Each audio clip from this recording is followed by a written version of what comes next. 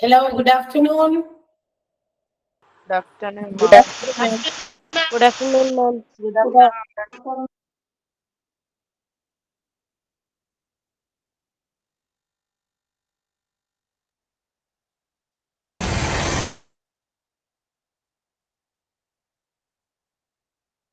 ആയോ എല്ലാവരും ഇനിയുണ്ടോ വരാനായിട്ട്?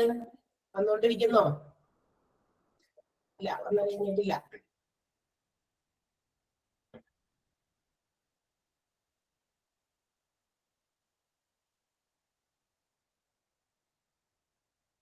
എന്താ ഇംഗ്ലീഷ് നോട്ടാ? എന്താ പറഞ്ഞത്?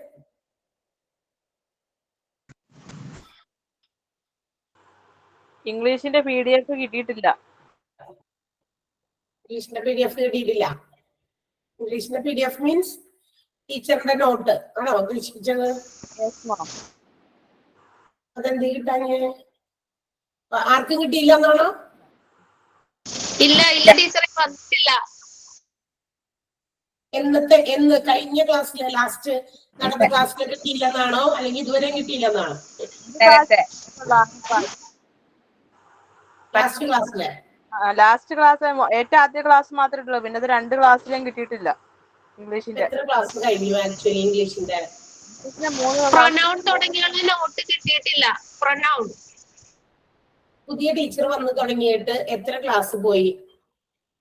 3 days ആണോ? 4. പോയി ഒരു ക്ലാസ്സിലേ കിട്ടിയിട്ടുള്ളൂ. 2 ക്ലാസ്സിലും കിട്ടിയിട്ടില്ല. ഒരു ആകെ ഒരു നോട്ടേ കിട്ടിയുള്ളൂ, പിന്നെ കിട്ടിയിട്ടില്ല. അതല്ലേ നിങ്ങൾ പറയുന്നത്? Yes ma'am. ഓക്കെ, ചോദിക്കാം. Anything else? ഇനി എന്തെങ്കിലും ഉണ്ടോ?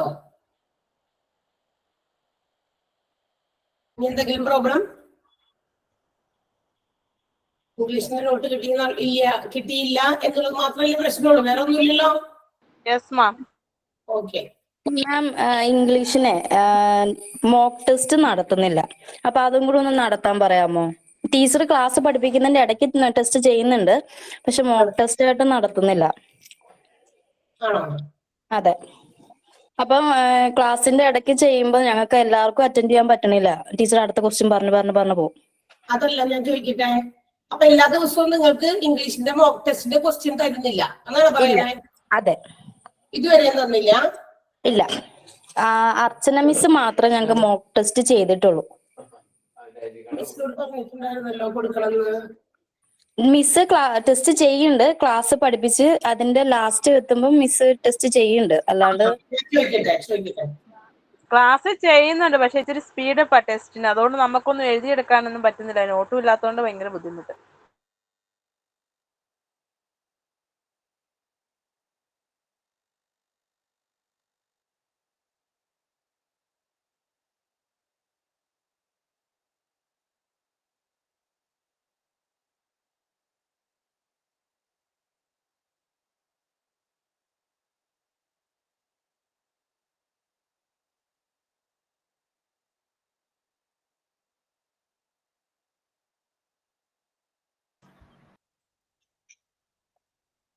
ഞാൻ ചോദിച്ചിട്ട് കാര്യങ്ങൾ എന്താന്ന് വെച്ചാൽ നോക്കട്ടെ. എന്താന്ന് ടീച്ചറിനോട് പറഞ്ഞിരുന്നതാണ് എല്ലാ ദിവസവും മോക്ക് ടെസ്റ്റിന്റെ ക്വസ്റ്റ്യൻസ് കൊടുക്കണം എന്നുള്ളത്. പിന്നെന്താന്ന് എനിക്കറിയില്ല. ഓക്കെ, അതുകൊട്ടെ. അപ്പൊ 2 കാര്യമായി. നോട്ടില്ല, എന്താ പറയാ, നിങ്ങളുടെ മോക്ക് ടെസ്റ്റിന്റെ ക്വസ്റ്റ്യൻ ഇല്ല. Anything else? ഇനി എന്തെങ്കിലും ഉണ്ടോ?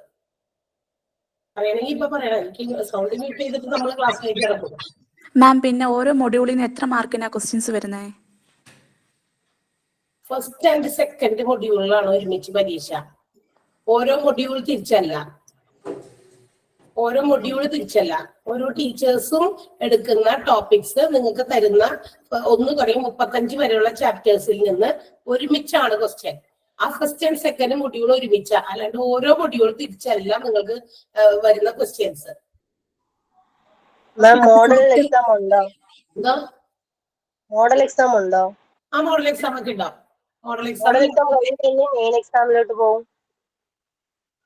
എന്താണ് കേട്ടില്ല, കംപ്ലീറ്റ് ആയിട്ട് മോഡൽ കേട്ടില്ല. എക്സാം കഴിഞ്ഞിട്ട് മെയിൻ എക്സാമിലോട്ട് പോകും. മോഡൽ എക്സാം കഴിഞ്ഞിട്ട് മെയിൻ എക്സാം പോകുന്ന? ഓ, ആ, അങ്ങനെയല്ലേ ശരിക്കും? അതായത് നിങ്ങളുടെ ഫസ്റ്റ് ആൻഡ് സെക്കൻഡ് മൊഡ്യൂൾ കഴിയുമ്പോൾ ഒരു മോഡൽ എക്സാം ഇടും നിങ്ങൾക്ക്. എന്നിട്ട് അതിന്റെ ഒരു എക്സാം ഇടും. പിന്നെ അതുപോലെ തന്നെ തേർഡ് ആൻഡ് ഫോർത്ത്, പിന്നെ തേർഡ് ആൻഡ് ഫോർത്തിന്റെ അതുപോലെ എക്സാം കഴിയും. ലാസ്റ്റ് ആണ് നമ്മളുടെ ഫൈനൽ എക്സാം ഉള്ളത്, ഏറ്റവും അവസാനം. അതിന് മുമ്പ് ഒരു മോഡല് 100 മാർക്സിന്റെ ക്വസ്റ്റ്യൻ ആയിരിക്കും. അതുകൊണ്ട് അതിനൊരു 100 മാർക്സിന്റെ ഒരു മോഡൽ ക്വസ്റ്റ്യൻ ഉണ്ടാകും. അത് കഴിഞ്ഞിട്ടാണ് നമുക്ക് ലാസ്റ്റ് എക്സാം ഉണ്ടാകുക, ഫൈനൽ എക്സാം ഉണ്ടാകുക. ഫൈനൽ എക്സാമിന് 100 മാർക്കാണോ? ഫൈനൽ ആണ് 100 മാർക്സിലെ, ബാക്കി 60 മാർക്സിലാണ്, 60. ഇംഗ്ലീഷിന്റെ സെപ്പറേറ്റ് അല്ല, 5 സെപ്പറേറ്റ് അല്ല, ഒറ്റ ക്വസ്റ്റ്യൻ പേപ്പർ ആണ്. ഇംഗ്ലീഷ് സെപ്പറേറ്റ് അല്ല. ഓരോ ടീച്ചേഴ്സും അവിടെ എടുക്കുന്ന ചാപ്റ്റേഴ്സിന്റെ ബേസ് ചെയ്തിട്ട് അങ്ങനെ തന്നെയാണ് ആ ക്വസ്റ്റ്യൻ പേപ്പർ മോഡലിലാണ് നമുക്ക് ഉള്ള ടോപ്പിക്കും. അതുപോലെ തന്നെയാണ് ടീച്ചേഴ്സ് നിങ്ങൾക്ക് മോക്ക് ടെസ്റ്റിന്റെ ക്വസ്റ്റ്യൻസ് തരുന്നതും. അങ്ങനെയൊക്കെ നമ്മൾ പ്രീവിയസ് ആയിട്ടുള്ള എക്സാംസ് നടത്തിയേക്കണതിന്റെ അല്ലെങ്കിൽ നേരത്തെയുള്ള ക്വസ്റ്റ്യൻ പേപ്പേഴ്സ് ഒക്കെ കളക്ട് ചെയ്ത് അതിൽ നിന്നൊക്കെ ക്വസ്റ്റ്യൻസ് ഉണ്ടാക്കിയിട്ടാണ് മോഡൽ എക്സാം ഒക്കെ ഉണ്ടാവുക. അപ്പൊ മൊത്തം ഈ നിങ്ങൾ പഠിപ്പിക്കുന്ന ചാപ്റ്റേഴ്സ് ഒക്കെ അങ്ങനെ പഠിച്ചു വെക്കുക, തരുന്ന മോക്ക് ടെസ്റ്റുകളൊക്കെ എഴുതി വെച്ച് പഠിക്കാം. എക്സ്ട്രാ ക്വസ്റ്റ്യൻസും ചാപ്റ്റേഴ്സ് കഴിയുമ്പോൾ ടീച്ചർമാര് നിങ്ങൾക്ക് എന്താ പറയാ ക്വസ്റ്റ്യൻസ് തരും ഓരോ ചാപ്റ്റർ വൈസ്. അപ്പൊ ആ ക്വസ്റ്റ്യൻസും ഒക്കെ കൂടി എഴുതി വെച്ചൊക്കെ പഠിക്കാൻ നോക്കുക. അങ്ങനെയൊക്കെ. മാക്സിമം എത്ര മാർക്കാണ് പാസ് ആകാൻ? 60-ലാണെങ്കിൽ 24 ആണ് തോന്നുന്നത്. 100-ലാണെങ്കിൽ 35, 36 ആണ് തോന്നുന്നത് കേട്ടോ. അങ്ങനെ എന്തോ പറഞ്ഞത്. 135. ഓക്കെ, 135 അല്ലേ? ഓക്കെ ഓക്കെ, കഴിഞ്ഞല്ലോ? വേറെ ഒന്നുമില്ലല്ലോ?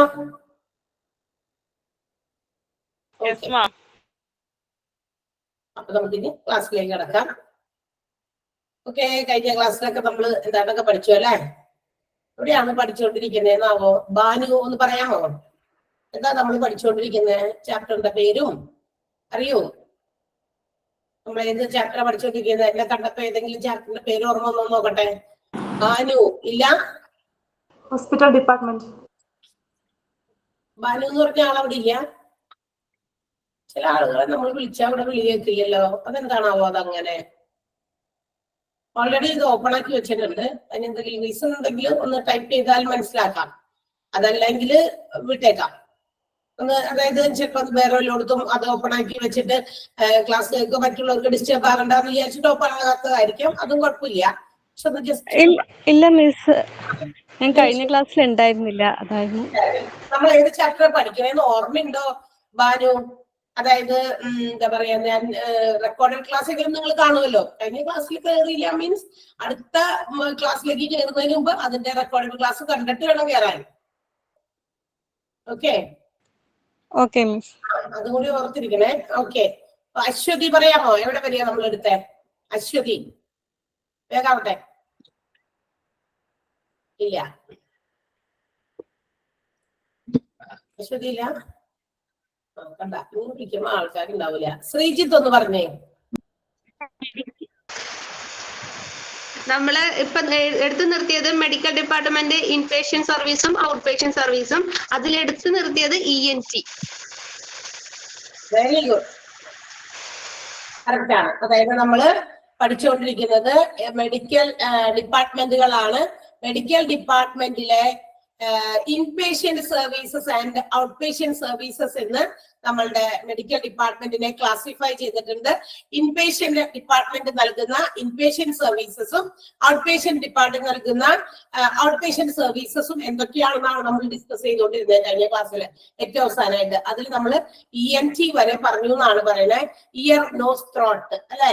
ഇയർ നോസ് ത്രോട്ട് റിലേറ്റഡ് ആയിട്ടുള്ള പ്രോബ്ലംസ് സോൾവ് ചെയ്യാനുള്ള ഒരു ഡിപ്പാർട്ട്മെന്റ് ആണ്. അതായത് നമ്മുടെ ചെവിക്കോ അല്ലെങ്കിൽ മൂക്ക് അല്ലെങ്കിൽ എന്താ പറയാ നമ്മുടെ ത്രോട്ട് ഇതുമായി ബന്ധപ്പെട്ട ഏതെങ്കിലും തരത്തിലുള്ള അസുഖങ്ങളൊക്കെ വന്നു കഴിഞ്ഞാൽ അത്തരം ഡിസീസസിനെയൊക്കെ ക്യൂർ ചെയ്യാൻ അല്ലെങ്കിൽ അത്തരം ഡിസീസസ് ഒക്കെ വന്നു കഴിഞ്ഞാൽ അതിനൊക്കെയുള്ള ട്രീറ്റ്മെന്റ് എടുക്കാവുന്ന ഒരു ഡിപ്പാർട്ട്മെന്റ് ആണ് നമ്മുടെ ENT എന്ന് പറയുന്നത്.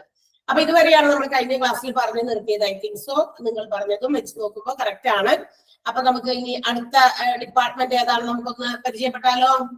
അടുത്ത ഡിപ്പാർട്ട്മെന്റ് ഏതാണത്? ജെറിയാട്രിക്സ് ആണ്. സോ ദ നെക്സ്റ്റ് ഡിപ്പാർട്ട്മെന്റ് നമ്മളുടെ ആ ബോക്സിനകത്ത് ഔട്ട് പേഷ്യന്റ് ഡിപ്പാർട്ട്മെന്റ് പ്രൊവൈഡ് ചെയ്യുന്ന ഡിഫറെന്റ് ടൈപ്സ് ഓഫ് സർവീസസ്, ഓരോ പ്രത്യേക സേവനങ്ങൾ അവർ നൽകുന്നുണ്ട്. അതിൽ ENT കഴിഞ്ഞു, അടുത്തത് ജെറിയാട്രിക്സ് ആണ്. എന്താണ് ജെറിയാട്രിക്സ് അല്ലെങ്കിൽ ഏതിനു വേണ്ടിയിട്ടുള്ളതാണ് ജെറിയാട്രിക്സ് എന്ന് പറയുന്ന ഡിപ്പാർട്ട്മെന്റ് എന്ന് നമുക്ക് നോക്കാം. അതായത് geriatrics is the medical speciality which provides high quality patient care for elderly patients അല്ലെങ്കിൽ എൽഡർലി പീപ്പിൾ അഡൽട്സ് എന്നൊക്കെ വേണമെങ്കിൽ നമുക്ക് പറയാം. അതായത് ഭയങ്കര പ്രായം ചെന്നവര്, അതൊരു 10-70 വയസ്സൊക്കെ കഴിഞ്ഞ് കഴിയുമ്പോൾ നമുക്കുണ്ടാകാവുന്ന സാധാരണ ചില രോഗങ്ങളൊക്കെ ഉണ്ടല്ലോ. 70 കഴിഞ്ഞ ആളുകളിലൊക്കെ പല രീതിയിലുള്ള രോഗങ്ങൾ ഉണ്ടാകും. തലകറക്കം, അല്ലെങ്കിൽ വിറയല്, അല്ലെങ്കിൽ എന്താ പറയാ എഴുന്നേൽക്കാനോ കുത്താനോ ഒക്കെ പണ്ടത്തെ പോലെ ഒന്നും പറ്റാതാകുക. നമ്മൾ ഏജ് ആവുമ്പോൾ ഉണ്ടാകും തീർച്ചയായിട്ടും. കാരണം ഇതൊരു വലിയൊരു മെഷീനാണ്. ഇതിന്റെ അകത്തുള്ള പാർട്സ് ഒക്കെ കൃത്യമായ രീതിയിൽ വർക്ക് ചെയ്യാതെ വരും എപ്പോഴും. ഇതിനൊക്കെ കുറെ ഡിപ്രീസിയേഷൻ സംഭവിക്കില്ല. ഇതിങ്ങനെ കുറച്ച് നാളുകളായി 10-70 വർഷം കൊണ്ട് ഓടിക്കൊണ്ടിരിക്കുന്ന ഓരോ അവയവങ്ങളുടെ അകത്തുമുള്ള പാർട്സിനൊക്കെ ചില കംപ്ലൈന്റുകളൊക്കെ വരും. അത് എന്തെങ്കിലും ഒരു മെഷീൻ ആണെങ്കിലും ഉണ്ടാകും. അപ്പൊ നമ്മുടെ ഹ്യൂമൻ എന്താ പറയാ ബോഡി എന്ന് പറയുന്ന ഒരു മെഷീനാണ്. മെക്കാനിക്കലായിട്ട് ഒരുപാട് കാര്യങ്ങൾ അവിടെ നടക്കുന്നുണ്ട്. അപ്പൊ ആ പ്രവർത്തനങ്ങളുടെ ഫലമായിട്ട് ഇതിന്റെ ഓരോ അവയവങ്ങളുടെയും ചില പാർട്സുകൾക്കൊക്കെ ഡിപ്രീസിയേഷൻ സംഭവിക്കും അല്ലെ, ഇതിനൊക്കെ തേയ്മാനം വരും. അപ്പൊ there will be some problems. അപ്പൊ ഓൾഡ് ഏജ് കൊണ്ട് ഉണ്ടാകുന്ന ചില പ്രശ്നങ്ങൾ. അപ്പൊ അവർക്ക് വേണ്ടിയിട്ട് അവർക്ക് സ്പെഷ്യൽ കെയർ കൊടുക്കുക, നല്ല ക്വാളിറ്റി കെയർ കൊടുക്കുക എന്നുള്ള ഉദ്ദേശത്തോടുള്ള ഡിപ്പാർട്ട്മെന്റ് ആണ് ജെറിയാട്രിക്സ് എന്ന് പറയുന്നത്. അപ്പൊ അവർക്ക് വേണ്ടിയിട്ട് അവർക്ക് സ്പെഷ്യലൈസ്ഡ് ആണ്. ഓക്കെ, അപ്പൊ അത്തരം ആളുകൾ ആണ് ഈ ഒരു ഡിപ്പാർട്ട്മെന്റിലേക്ക് പോകുക. അപ്പൊ ഇങ്ങനെയുള്ള ആൾക്കാർ വേറെ ഡിപ്പാർട്ട്മെന്റിൽ പോകാൻ പാടില്ല എന്നാണോ? അങ്ങനെയൊന്നുമില്ല. ഇവർക്ക് വേണ്ടിയിട്ട് ഇവരെ കോൺസെൻട്രേറ്റ് ചെയ്തിട്ടുള്ളതാണ് ഈ ഒരു ഡിപ്പാർട്ട്മെന്റ് എന്നാണ് ഉദ്ദേശിച്ചത്. ഓക്കെ, എന്താണ് വിശദമായിട്ട് അവർക്ക് ഉണ്ടാകാവുന്ന സാധാരണഗതിയിലുള്ള രോഗങ്ങൾ എന്തൊക്കെയാണെന്നൊക്കെ നമ്മൾ ഇതിന്റെ ഡീറ്റെയിൽഡ് പാർട്സിൽ പഠിക്കും. Just you have to understand now. ഇപ്പൊ എന്താ നിങ്ങൾ മനസ്സിലാക്കേണ്ടത്? It is the medical speciality department which is meant for are concentrated on the high quality patient care for elderly adults എന്ന് മാത്രം ഓർത്തിരിക്കുക. നല്ല പ്രായപൂർത്തിയായ പ്രായം ചെന്നവർക്കുള്ള ഒരു ഡിപ്പാർട്ട്മെന്റ് ആണ്. അവർക്കുണ്ടാകുന്ന പ്രോബ്ലംസ് ഒക്കെ സോൾവ് ചെയ്യുന്ന ഒരു ഡിപ്പാർട്ട്മെന്റ് ആണ്. നെക്സ്റ്റ് വൺ ഗ്യാസ്ട്രോ എൻട്രോളജി ആണ്. ഗ്യാസ്ട്രോ എൻട്രോളജി എന്തിനായിരിക്കും ഗ്യാസ്ട്രോ എൻട്രോളജി എന്ന് പറയുന്ന department? It is the medical science which deals with the diseases of our stomach and intestines. എന്താണ് disease of stomach and intestine? Intestine എന്ന് പറഞ്ഞാൽ എന്താ? വയറിനകത്ത് കിടക്കുന്ന വൻകുടൽ, ചെറുകുടൽ അല്ലെ, ലാർജ് ഇൻഡസ്റ്റൈൻ, സ്മോൾ ഇൻഡസ്റ്റൈൻ എന്നൊക്കെ കേട്ടിട്ടില്ലേ? വൻകുടൽ, ചെറുകുടൽ, ഇതിനകത്തൊക്കെ ഒരുപാട് പ്രശ്നങ്ങളൊക്കെ രോഗങ്ങളൊക്കെ ബാധിക്കാം.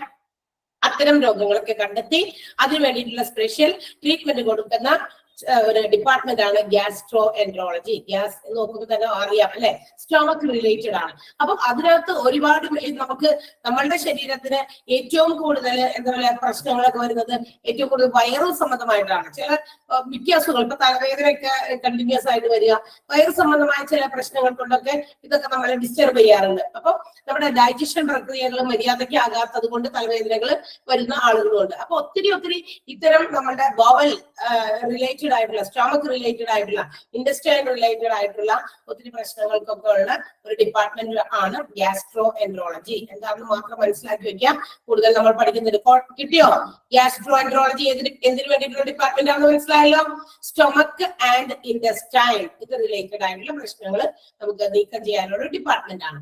Okay, next one general surgery ആണ്. ജനറൽ സർജറി എന്ന് പറയുമ്പോൾ തന്നെ ഒരു കോമൺ ആയിട്ടുള്ള ഒരു ജനറൽ ആയിട്ടുള്ള സർജറി ആണ്.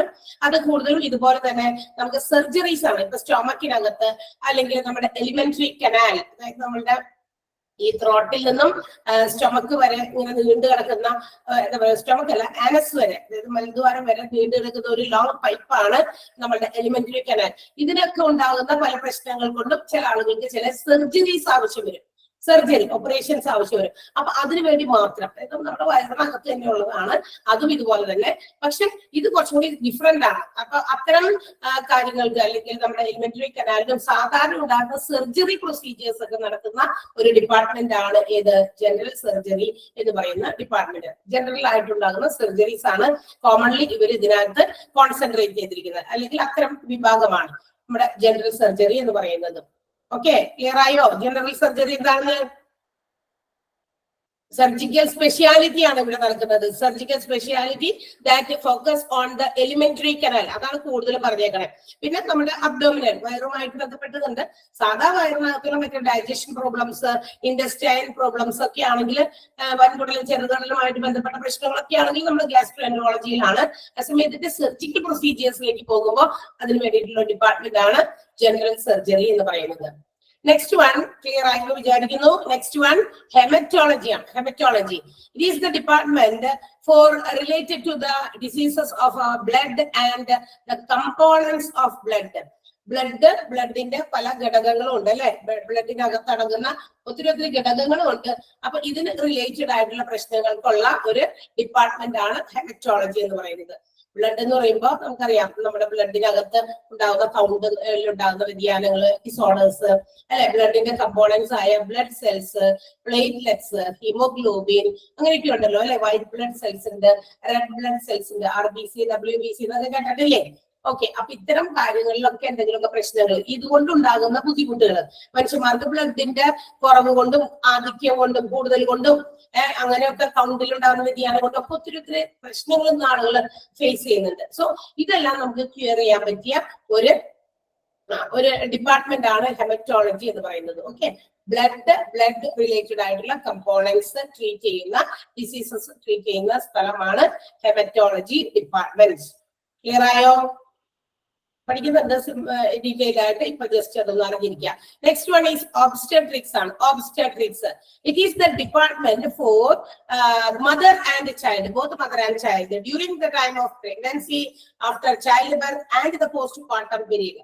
അതായത് ഒരു സ്ത്രീ അമ്മയാകുന്ന തുടങ്ങുന്നത് മുതൽ, അതായത് പ്രഗ്നൻസി പീരീഡ് സ്റ്റാർട്ട് ചെയ്യുന്നത് മുതൽ ആ ഒരു പീരീഡ് കംപ്ലീറ്റ് ആകുന്നത് വരെയും, and after she is giving birth to her child, അവളുടെ ആ കുഞ്ഞിന് അവള് ജന്മം കൊടുക്കുന്നതും അതിനുശേഷവും, post partum period means after the child birth.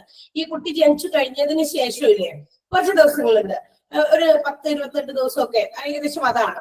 ആ ഒരു സമയത്ത് എന്താ പറയാ, ചില ട്രീറ്റ്മെന്റുകൾ should be given to the mother and the child, both രണ്ടുപേർക്കും കുറച്ച് എന്തെങ്കിലുമൊക്കെ വൈദ്യ സഹായങ്ങളൊക്കെ കൊടുക്കണം അല്ലെ. അതിനകത്ത് എന്താ പറയാ, കുളിപ്പിക്കല്, എന്താ പറയാ, ഭക്ഷണം കൊടുക്കുന്ന ഭക്ഷണത്തിന്റെ ഒരു രീതി എല്ലായ്പ്പോഴും കൊടുക്കുന്ന പോലത്തെ ഭക്ഷണം ഒന്നും കൊടുക്കില്ല. അതിനൊക്കെ ഒരു പ്രത്യേക രീതിയൊക്കെ ഉണ്ട് ഭക്ഷണം കൊടുക്കുന്ന രീതിയില്. പിന്നെ എന്താ പറയാ, കഷായോ അരിഷ്ടോ അങ്ങനെയൊക്കെയുള്ള കാര്യങ്ങള് അവർക്ക് കിട്ടേണ്ട അവരുടെ ആ ഒരു 1 എന്നുള്ളത് 2 മാറിയപ്പോൾ അവരുടെ ഹെൽത്തിനുണ്ടാകുന്ന ചില വ്യത്യാസങ്ങളൊക്കെ ഓവർകം ചെയ്യാൻ വേണ്ടിയിട്ട് അവർക്ക് കുറച്ച് special care and treatment should be given അല്ലെ. അത് തന്നെ പ്രസവരക്ഷ എന്ന് മലയാളത്തിൽ നമ്മൾ പറയും. Okay, all these things. അപ്പൊ അത് ഒരു എന്താ പറയുക, ഒരു പാക്കേജ് പോലെയാണ് ഇന്നൊരു പാക്കേജ് ആയിട്ട് ഒബ്സ്റ്റട്രിക്സ് വിഭാഗം സ്പെഷ്യൽ ആയിട്ട് നമ്മളുടെ ഗൈനക്കോളജിയുടെ ഒരു സബായിട്ട് ഇന്ന് പ്രവർത്തിക്കുന്നുണ്ട്. കാരണം പണ്ടെന്ന് പറഞ്ഞു കഴിഞ്ഞാൽ ഗൈനക്കോളജി ദാറ്റ്സ് ഓൾ, അത്ര മതി. കാരണം പ്രസവിക്കാൻ അങ്ങോട്ട് പോവുക, ലേബർ റൂമിൽ പോവുക, പ്രസവിക്കുക, വെദർ ഇറ്റ് ഈസ് ഓപ്പറേഷൻ ആണോ നോർമൽ ആണോ എന്തായാലും അത് ചെയ്യുക. ആഫ്റ്റർ 2 or 3 days റിട്ടേൺ വീട്ടിലേക്ക് പോകാം അല്ലെ. അത് കഴിഞ്ഞു. ഇനി ബാക്കി രക്ഷയൊക്കെ, ഈ പ്രസവ രക്ഷയൊക്കെ നടക്കുന്നത് എവിടെയാ? വീട്ടില് അമ്മമാരെ ഒക്കെ ആയിരിക്കും നമ്മൾക്ക് കുളിപ്പിക്കുന്നതും അല്ലെങ്കിൽ കുട്ടികളെ കുളിപ്പിക്കുന്നതും ഒക്കെ അല്ലെ. കുട്ടികൾക്കാണെങ്കിലും there should be given special care. ഈ കുട്ടികളുടെ അവയവങ്ങളിലൊക്കെ ഇപ്പൊ കണ്ണ്, മൂക്ക് ഒക്കെ നല്ല ഭംഗിയായിട്ടൊക്കെ നിങ്ങൾ വലുതായി വരുമ്പോഴേ അല്ലെങ്കിൽ നമ്മളോട് ചോദിക്കും, നിങ്ങളൊക്കെ അല്ലേ കുളിപ്പിച്ചേ? പണ്ട് കുട്ടികളാണെങ്കിൽ എടുത്ത് ചോദിക്കും. നമ്മളൊക്കെ പണ്ട് ചോദിക്കില്ലേ? ഇപ്പോഴത്തെ പിള്ളേർ ഇപ്പൊ എന്തെങ്കിലും ഡിഫക്റ്റ് അവർക്ക് തന്നെ ഇതിന്റെ പൊക്കം എന്താ, കണ്ണെന്താ ഇങ്ങനെ ഇരിക്കണേ, അല്ലെങ്കിൽ മൂക്കെന്താ വളഞ്ഞിരിക്കുന്നതൊക്കെ അവരോട് ചോദിക്കാൻ നിന്നാ അവര് വേറെ ഡയലോഗ് നമ്മളോട് ഇങ്ങോട്ട് പറയും അല്ലെ. അപ്പൊ അത് കേൾക്കാതിരിക്കാനായിട്ട് എന്ത് ചെയ്യാം? ഇതുപോലുള്ള ചില സ്പെഷ്യൽ കെയർ ആ ബിറ്റ്വീൻ ആ ഒരു ഡേയ്സിനുള്ളിൽ നമ്മൾ കൊടുക്കുകയാണെങ്കിൽ നമുക്ക് അത്തരം കാര്യങ്ങളൊക്കെ ഒന്ന് കറക്റ്റ് ചെയ്യാൻ പറ്റും. ഉദാഹരണം എക്സാമ്പിൾ പറഞ്ഞു കഴിഞ്ഞാൽ ഇത് ഒന്ന് മനസ്സിലായെങ്കിലും ഒരു എക്സാമ്പിൾ പറയാം. ചില കുട്ടികളെ ജനിക്കുമ്പോ തന്നെ ഈ തലയുടെ ഈ ബാക്ക് വശം ഇങ്ങനെ കുറച്ചിങ്ങനെ ബൾജ് ചെയ്ത് നീണ്ടെക്കും. അത് ആ പ്രസവത്തിൽ വരുന്ന ഒരു മാറ്റമാണെന്നാണ് പറയാ. അപ്പൊ ദാറ്റ് ക്യാൻ ബി ഓവർകംഡ്, അല്ലെങ്കിൽ ആ ഒരു പ്രശ്നം നമുക്ക് ഇല്ലാതാക്കാൻ സാധിക്കും. ഹാവ് എങ്ങനെയാ? കുട്ടികൾക്ക് പാൽ കൊടുക്കുന്ന സമയത്ത്, കുളിപ്പിക്കുന്ന സമയത്തൊക്കെ എണ്ണയൊക്കെ പരട്ടിയിട്ട് ആ ഭാഗം നമ്മൾ ഇങ്ങനെ എന്ത് ചെയ്യാം, ഒന്ന് സർക്കിൾ ചെയ്ത് കൊടുക്കുക അല്ലെ. ഇങ്ങനെ ഒന്ന് കൈയോടിച്ച് അതൊന്ന് ഉരുട്ട്. അപ്പൊ തലയുടെ ഷേപ്പൊക്കെ കുറെ ഒരു പരിധി വരെയൊക്കെ, അത് വെറുതെ പറയുന്ന കാര്യമല്ല, ഒരു പരിധി വരെയൊക്കെ അതിനേക്ക് നമുക്ക് കറക്റ്റ് ചെയ്യാൻ പറ്റും. പുരികമൊക്കെ എഴുതുന്നതും അതുപോലെ മൂക്കൊക്കെ ഭയങ്കര വലുതൊക്കെ ആണെങ്കിൽ അതിനൊക്കെ ഒരു പ്രത്യേക രീതിയിലൊക്കെ എന്താ പറയാ ഷേപ്പ് ചെയ്തെടുക്കാൻ പറ്റുന്നതും ചെയ്തിരുന്നതൊക്കെ അവർക്ക് അറിയാം അതിനെ കുറിച്ചുള്ള കാര്യങ്ങൾ. അപ്പൊ അവരാണ് ഇതൊക്കെ ചെയ്തിരുന്നത്. പക്ഷേ നവഡേയ്സ് ഇതിനു വേണ്ടിയിട്ടുള്ള ഒരു സ്പെഷ്യൽ വിഭാഗം തന്നെ പ്രവർത്തിക്കുന്നുണ്ട്. ഇൻസൈഡ് ദ ഹോസ്പിറ്റലിലും ഉണ്ട്, പുറത്തും നമുക്ക് ഇങ്ങനത്തെ സുരക്ഷകൾ തരുന്ന ചില കേന്ദ്രങ്ങൾ, സെന്റേഴ്സും ഇന്ന് പ്രവർത്തിക്കുന്നുണ്ട്. അപ്പൊ ഒബ്സ്റ്റട്രിക്സ് എന്ന് പറയുന്നത് ഗൈനക്കോളജിയുടെ ഒരു സബ് സ്പെഷ്യാലിറ്റി എന്ന് വേണമെങ്കിൽ പറയാം. That means to give more care, കൂടുതൽ കെയറിങ് കൊടുക്കാൻ. പ്രസവം എന്താ പറയാ, ഗർഭിണിയാകുന്നത് മുതൽ, കാരണം നമ്മൾ ഈ ഒരു സ്റ്റേജ് കഴിയുമ്പോൾ നമ്മളുടെ സ്ട്രക്ചറിലൊക്കെ ചില മാറ്റങ്ങൾ വരും അല്ലെ, നമ്മുടെ ബോഡി ഷേപ്പിലൊക്കെ ചില മാറ്റങ്ങൾ വരും. പണ്ടൊക്കെ സ്ലിം ആയിട്ടിരുന്നു, ഇപ്പൊ അപ്പൊ നമ്മൾ ഇങ്ങനെ പണ്ടൊക്കെ നമ്മൾ എന്തൊക്കെ ഡ്രസ്സ് ഇട്ടതാ, ഇപ്പൊ എനിക്ക് അത് ഇടാൻ പറ്റുന്നില്ല, ബിക്കോസ് നമ്മുടെ സ്ട്രക്ചറൊക്കെ ആകെ മാറിപ്പോയി. ഓക്കെ, നമ്മളതൊക്കെ വെറുതെ നോക്കി വെച്ചിട്ടിരുന്ന് വെറുതെ ഇങ്ങനെ ആസ്വദിക്കാന്ന് മാത്രമേ ഉള്ളൂ, എന്താ പറയാ ഭയങ്കര സ്വപ്നം കാണാന്ന് മാത്രമേ ഉള്ളൂ. അതേസമയം കുറെ കഴിഞ്ഞ് കഴിയുമ്പോ എന്താ പറയാ, നമ്മളുടെ കുറച്ച് വണ്ണം വെച്ചു, തടിച്ചു, അല്ലെങ്കിൽ വയർ ചാടി, അതൊക്കെ സ്ത്രീകളുടെ സ്വാഭാവികമായിട്ട് ഉണ്ടാകാവുന്ന കാര്യങ്ങളാണ്. പക്ഷെ ഇതിനെയൊക്കെ ഒരു പരിധി വരെ ഈ ഒരു ട്രീറ്റ്മെന്റിലൂടെ ഇന്ന് ഭേദമാക്കി അവർക്ക് കൂടുതൽ, കുറച്ച് നേരത്തെ ഉള്ളതിനേക്കാൾ കുറച്ച് കൂടുതൽ അപ്പീലിംഗ് ആയിട്ട് ഫേഷ്യൽ എന്താ പറയാ, നമ്മുടെ മുഖവും ഒക്കെ കുറച്ചുകൂടി സൗന്ദര്യം ഉണ്ടാക്കാൻ പറ്റുന്ന രീതിയിലുള്ള ഒരു ഡിപ്പാർട്ട്മെന്റ് ആണ് ഇന്ന് ഒബ്സ്റ്റട്രിക്സ് എന്ന് പറഞ്ഞ് പ്രവർത്തിക്കുന്നത്. സോ ദേ ഇവിടെ ഒരു special care for the mother and the child will be given. ഇവർക്ക് രണ്ടുപേർക്കും, അമ്മയ്ക്കും കുട്ടിക്ക്, അമ്മേനെയും കുളിപ്പിക്കുന്നതും അവർക്ക് ഭക്ഷണം കൊടുക്കുന്നതും അവർക്ക് ഓരോ രീതിയിൽ അവരുടെ, നമുക്കറിയാം ഈ ഗർഭിണികളൊക്കെ ആക്കിയപ്പോ കുറെ പ്രസവശേഷം നമുക്ക് നോക്കിയാൽ കഴുത്തൊക്കെ കറുക്കുക അല്ലെ, നമ്മൾ വിചാരിച്ച പോലെയല്ല, നമ്മുടെ ഷേപ്പിൽ ആകെ തന്നെ ഒരു ടോട്ടൽ ചേഞ്ച് തന്നെ വന്നിട്ടുണ്ടോ. പണ്ടുള്ള ആൾക്കാരൊക്കെ നമ്മൾ എവിടെയും ചോദിച്ചു, ഓ അത് നീയായിരുന്നോ എന്നൊക്കെ ചോദിക്കുമ്പോൾ നമ്മളെന്താ വരുന്ന, ഞാനെന്താ ഇങ്ങനെ. അപ്പൊ മാറ്റങ്ങൾ ഒരുപാട് വരുന്ന, അതാണ് യൂണിക് ചേഞ്ചസ് കൂടുതൽ ഉണ്ടാകുന്നവരാണ് സ്ത്രീകൾ എന്ന് പറയുന്നത്. ആണുങ്ങൾക്ക് അത്ര വലിയ മാറ്റങ്ങൾ അങ്ങനെ വരില്ല. ഓക്കെ, അപ്പൊ ഇത്തരം ട്രീറ്റ്മെന്റുകൾക്കൊക്കെ ഒരു പാക്കേജ് പോലെ പ്രൊവൈഡ് ചെയ്യുന്ന ഡിപ്പാർട്ട്മെന്റ് ആണ് ഒബ്സ്റ്റട്രിക്സ്. കിട്ടിയിട്ടുണ്ടാവും എന്ന് വിചാരിക്കുന്നു പറഞ്ഞപ്പോ. മനസ്സിലായോ എന്തൊക്കെയാണെന്ന്? പ്രഗ്നൻസി പീരീഡ് തുടക്കം മുതൽ, from the beginning to the end കഴിഞ്ഞു, പ്രസവവും കഴിഞ്ഞു. ആഫ്റ്റർ ദാറ്റ് ആ ഒരു പോസ്റ്റ് പാർട്ടം പീരീഡ് ഉണ്ട്. പോസ്റ്റ് പാർട്ടം പീരീഡ് എന്ന് പറയുന്നത് I think it is 28 days. ഈ 28 ദിവസത്തിനുള്ളിലാണ് ആ ഒരു സ്പെഷ്യൽ ട്രീറ്റ്മെന്റ് കൊടുക്കണ്ടേ. അല്ലാണ്ട് പ്രസവം കഴിഞ്ഞ് വീട്ടിൽ പോയി 2-3 മാസം കഴിഞ്ഞിട്ട് ഈ പറഞ്ഞ ട്രീറ്റ്മെന്റ് എടുക്കാൻ പോയിട്ട് കാര്യമില്ല. കാരണം ആ ഒരു സമയത്താണ് അത് പ്രൊവൈഡ് ചെയ്യുന്നത്. Within that time it should be correct. എന്ത് സാധനമാണെങ്കിലും നമ്മൾ കറക്റ്റ് ചെയ്യണം. അതിനുശേഷം പിന്നീട് പോയിട്ട് കുറച്ച് ദിവസമൊക്കെ നമ്മൾ വേറെ എവിടെയെങ്കിലും ഒക്കെ എന്താ പറയാ ഇങ്ങനെയുള്ള സെന്ററിൽ പോയിട്ട് ട്രീറ്റ്മെന്റ് എടുത്തിട്ട് കാര്യമില്ല. ആ ഒരു പീരീഡിലാണ് നമുക്ക് അത് കിട്ടേണ്ടത്.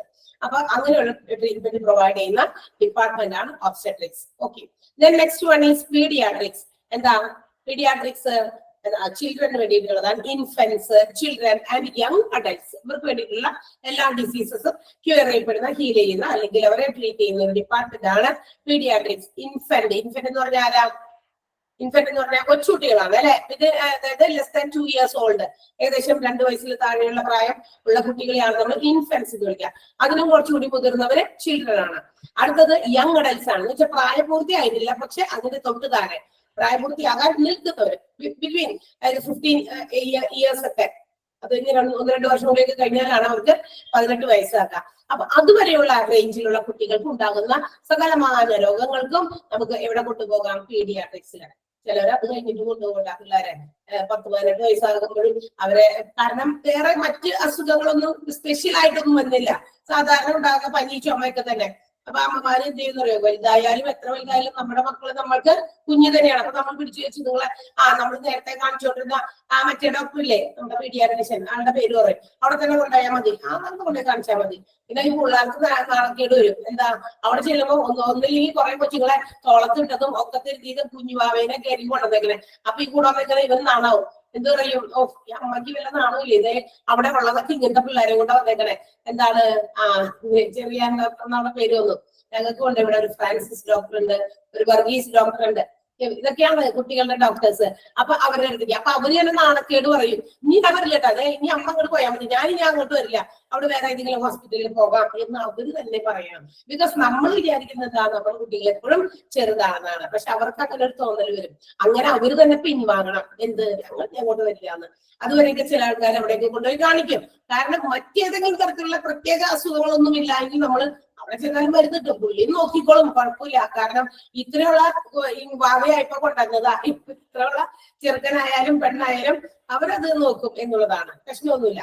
അപ്പൊ അങ്ങനെയുള്ള, അപ്പൊ പ്രത്യേകിച്ച് ഇൻഫൻസ്, ചിൽഡ്രൻ, യങ് അഡൽസിന് വേണ്ടിയിട്ടുള്ള ഡിപ്പാർട്ട്മെന്റ് ആണെന്ന് അറിഞ്ഞിരിക്കുക. മനസ്സിലായോ? ക്ലിയർ ആയോ എന്താണ് പീഡിയാട്രിക്സ്? കുറച്ച് കഴിയുമ്പോ ചോദിക്കരുത് മിസ് എന്താണ് ഇപ്പൊ പറഞ്ഞെന്ന് ചോദിക്കരുത്. ഓക്കെ, നെക്സ്റ്റ് വൺ എന്താണ്? നമ്മളുടെ ന്യൂറോളജി ആണ്. ഇനി അടുത്തത് നമ്മളുടെ ന്യൂറോളജി ആണ്. ന്യൂറോളജി എന്ന് പറയുന്നത് it is the special department for human nervous system. നമ്മളുടെ ഹ്യൂമൻ നെർവസ് സിസ്റ്റം, മനുഷ്യന്റെ നെർവസ് സിസ്റ്റവുമായിട്ട് ബന്ധപ്പെട്ടിട്ടുള്ള പ്രോബ്ലംസ് പരിഹരിക്കുന്ന ഒരു ഡിപ്പാർട്ട്മെന്റ് ആണ്. ഹ്യൂമൻ നെർവസ് സിസ്റ്റത്തിന്റെ ഏറ്റവും പ്രധാനപ്പെട്ടതാണ് ബ്രെയിൻ ആൻഡ് സ്പൈനൽ കോഡ്. ഇത് റിലേറ്റഡ് ആയിട്ടുണ്ടാകുന്ന എല്ലാ പ്രശ്നങ്ങളും, ഞരമ്പ് സംബന്ധമായിട്ടുള്ള പ്രശ്നങ്ങളായാലും ഏറ്റവും ഇമ്പോർട്ടന്റ് ഫങ്ഷനിങ്സ് ചെയ്യുന്നതാണ് നമ്മുടെ ബ്രെയിൻ ആൻഡ് സ്പൈനൽ കോഡ്. അപ്പൊ അതിനുണ്ടാകുന്ന പല ഡിസീസസും നമുക്ക് ക്യൂർ ചെയ്യാൻ പറ്റുന്ന ഡിപ്പാർട്ട്മെന്റ് ആണ് ഏത്? Neurology. Neurology nerve system, human nerve സിസ്റ്റത്തിന്റെ ഒരു ഡിപ്പാർട്ട്മെന്റ് ആണ് ന്യൂറോളജി എന്ന് പറയുന്നത്. ഓക്കെ, നെക്സ്റ്റ് വൺ എന്താണ്? ഓങ്കോളജി ആണ്. Oncology different types of cancers handle ചെയ്യുന്ന ഡിപ്പാർട്ട്മെന്റ് ആണ്. ട്രീറ്റ്മെന്റ് മാത്രമല്ല, ഡയഗ്നോസിസ്, പിന്നെ എന്താ പറയാ, investigation, study, treatment and prevention. ഒത്തിരി കാര്യങ്ങൾ ഇവിടെ നടക്കും. കാരണം ഇന്ന് നമ്മൾ കാണുന്നത് പോലെയല്ല അല്ലെ, ഇപ്പൊ ഓരോ ദിവസവും നമ്മൾ കേൾക്കുന്നത് ഓരോ ഡിഫറെന്റ് ടൈപ്സ് ഓഫ് ക്യാൻസേഴ്സ്. നമ്മുടെ ശരീരത്തില് എത്ര ഇന്നർ ഓർഗൻസ് ഉണ്ടോ അവിടെയൊക്കെ ക്യാൻസർ കേൾക്കുന്നുണ്ട്. ഇപ്പൊ നമ്മള് പണ്ടൊക്കെ വയറിനകത്ത് ക്യാൻസർ അല്ലെങ്കിൽ തലയിലെ ക്യാൻസർ എന്നൊക്കെ മാത്രമേ കേട്ടിട്ടുള്ളൂ. ഇന്ന് ഇതിനകത്തൊക്കെ എന്തൊക്കെ അവയവങ്ങളും ഉണ്ടോ, ഓർഗൻസ് ഉണ്ടോ, അവിടെയൊക്കെ ക്യാൻസർ എന്നാണ് നമ്മൾ കേൾക്കുക അല്ലെ. അപ്പൊ ദേ ഹാവ് ടു സ്റ്റഡി. അപ്പൊ ഈ ഒരു വിഭാഗത്തിലെ ഡോക്ടർമാര്, ഓങ്കോളജിസ്റ്റുകള്, അവർക്ക് ചില പഠനങ്ങൾ നടത്തണം. എവിടെയാണ് രോഗം, എവിടെയാണെന്ന് ഇൻവെസ്റ്റിഗേറ്റ് ചെയ്തെടുക്കേണ്ടി വരും. അപ്പൊ ഇൻവെസ്റ്റിഗേഷൻ പ്രോസസ് ഇവിടെ നടക്കുന്നുണ്ട്, ട്രീറ്റ്മെന്റ് കൊടുക്കുന്നുണ്ട്, and also have to prevent cancer അല്ലെ. ഈ വിഭാഗക്കാർക്ക് തന്നെയാണ് ഈ രോഗത്തെ പ്രിവെന്റ് കൂടി ചെയ്യണം, തടയണം. അതായത് ഇനി ആ ഭാഗത്ത് അത് വരാതിരിക്കാനായിട്ട് ഉള്ള മെഷേഴ്സ് കൂടി അവർക്ക് എടുക്കേണ്ടി വരും. അപ്പൊ ഇതെല്ലാം ഈ ഒരു ഡിപ്പാർട്ട്മെന്റിലാണ് പ്രൊവൈഡ് ചെയ്യുക. Different types of cancers diagnosis ചെയ്യുക, ട്രീറ്റ് ചെയ്യുക, പ്രിവെന്റ് ചെയ്യുക എന്നുള്ളതാണ് ഓങ്കോളജി ഡിപ്പാർട്ട്മെന്റിന്റെ റെസ്പോൺസിബിലിറ്റി. ഓക്കെ, നെക്സ്റ്റ് വൺ എന്താണ്? ഒഫ്താൽമോളജി ആണ്. ഒഫ്താൽമോളജി ഇതിന്റെ ഡിപ്പാർട്ട്മെന്റ് ആയിരിക്കും. Ophthalmology it is related to the treatment of the disorders of our eye അല്ലെ, കണ്ണിന്റെ പ്രശ്നങ്ങൾക്ക്. അത് തന്നെ അപ്പൊ കണ്ണിനുണ്ടാകുന്ന വിവിധങ്ങളായ പ്രശ്നങ്ങൾ എന്താ? കണ്ണിനുണ്ടാകുന്ന വിവിധങ്ങളായ പ്രശ്നങ്ങൾ, കണ്ണിന് ചൊറിച്ചില്, മാതിരി, അത് മാത്രമൊന്നുമല്ല, സൈറ്റുമായിട്ട് ബന്ധപ്പെട്ട, കാഴ്ചയുമായി ബന്ധപ്പെട്ട കാര്യങ്ങളൊക്കെ ഉണ്ട് അല്ലെ.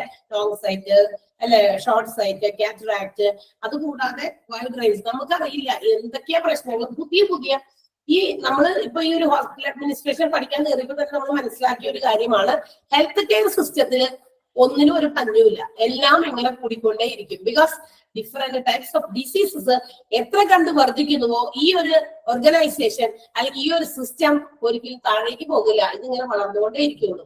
ഇതിനൊരു എന്താ പറയാ പഠനം ഉണ്ടാകില്ല. ഇത് ഡെവലപ്പ് ചെയ്തേ ഇരിക്കുള്ളൂ. കാരണം ഒരുപാട് ഡെവലപ്മെന്റ് കൊണ്ടുവരേണ്ടതുമായിട്ടുള്ള ഒരു മേഖല കൂടിയാണ് നമ്മുടെ ഹെൽത്ത് കെയർ സിസ്റ്റം എന്ന് പറയുന്നത്. ബിക്കോസ് പോപ്പുലേഷൻ ഇൻക്രീസ് ചെയ്യുന്നു, അതനുസരിച്ച് ഈ ആൾക്കാർ ഇങ്ങനെ കൂടുന്നത് കൊണ്ട് ഓരോരുത്തരും വ്യത്യസ്തങ്ങളായിട്ടുള്ള രോഗങ്ങൾ കാണുന്നു അല്ലെ, പുതിയ വൈറസുകൾ ഉണ്ടാകുന്നു. നമ്മൾ ഈ മഴക്കാലമൊക്കെ വരുമ്പോ പുതിയ കുറെ പനിയുടെ ഒക്കെ പേരുകളൊക്കെ കേൾക്കും അല്ലെ. ഒത്തിരി ആളുകൾ അതുമൂലം മരണപ്പെടുന്നുമുണ്ട്. അതൊക്കെ എന്താണെന്ന് പഠിച്ച് അതിനുള്ള സൊല്യൂഷൻസ്, അതിനുള്ള മെഡിസിൻസ് ഉണ്ടാക്കി വരുമ്പോഴേക്കും many of the people will be sacrificed. അവരൊക്കെ കുറെ പേരൊക്കെ അവരുടെ ജീവൻ തന്നെ നഷ്ടപ്പെട്ടിട്ടുണ്ടാകുമായിരിക്കും. ഓക്കെ, അപ്പൊ അത്തരം കാര്യങ്ങൾക്കൊക്കെ പുതിയ കാര്യങ്ങൾ പഠിച്ചുകൊണ്ടിരിക്കുമ്പോൾ ഓരോ രീതിയിലും പുതിയ പഠനങ്ങളാണ് ഈ ഓരോ ഡിപ്പാർട്ട്മെന്റിൽ നടത്തിക്കൊണ്ടിരിക്കുന്നത്. ബിക്കോസ് ഈ ഓരോ ഡിപ്പാർട്ട്മെന്റിലും ഓരോ കാര്യങ്ങൾ പഠിച്ച് ഇവർക്ക് അതിനുള്ള സൊല്യൂഷൻസ് കണ്ടെത്തേണ്ടിയിരിക്കുന്നു. എന്നാൽ മാത്രമാണ് അവർക്ക് എന്താ പറയാ ഈ പറയുന്ന രോഗങ്ങൾക്ക് ചികിത്സ കൊടുക്കാനും മരുന്നുകൾ കൊടുക്കാനും ഒക്കെ പറ്റുള്ളൂ. അപ്പൊ അങ്ങനെയാണ് നമ്മുടെ ഔട്ട് പേഷ്യന്റ് ഡിപ്പാർട്ട്മെന്റ് പ്രൊവൈഡ് ചെയ്യുന്ന സർവീസസ്. നമ്മൾ പറഞ്ഞത് casualty, cardiology, dermatology, ENT, geriatrics, gastroenterology, general surgery, haematology, obstetrics, paediatrics, neurology, oncology and ophthalmology. അതാണ് ഇപ്പൊ നമ്മൾ എന്താ പറയാ കുറച്ച് ഒന്ന് മനസ്സിലാക്കാൻ വേണ്ടി എന്താണ് ഈ ഓരോ ഡിപ്പാർട്ട്മെന്റും റെപ്രസെന്റ് ചെയ്യുന്നത് എന്ന് മനസ്സിലാക്കാൻ വേണ്ടി. ക്ലിയർ ആയോ എല്ലാവർക്കും? ക്ലിയർ ആയെങ്കിൽ നമ്മൾ അതിന്റെ ആ ബാക്കിയുള്ള ഭാഗത്തുള്ള നോട്ട് കൂടി എഴുതി നമുക്ക് അടുത്ത ടോപ്പിക്കിലേക്ക് പോകാം. ആ നോട്ട് ഷോർട്ട് നോട്ട്സ് ആയിട്ട് എഴുതാൻ പറയട്ടെ? തരുമല്ലോ. നമ്മൾ ENT വരെ എഴുതിയോ? ENT വരെ എഴുതിയോ? യെസ്. സോ നിങ്ങൾ അടുത്തത് എഴുതിക്കോ. ജെറിയാട്രിക്സ് എഴുത്. ജെറിയാട്രിക്സ് എഴുതാം. ജെറിയാട്രിക്സ്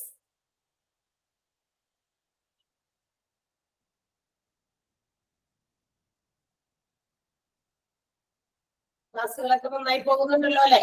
എല്ലാ ക്ലാസ്സസ് നമുക്ക് നന്നായി പോകുന്നില്ലേ? ഓക്കെ. ജെറിയാട്രിക്സ്. ഓക്കെ, ജെറിയാട്രിക്സ് ഒന്ന് എഴുതാം.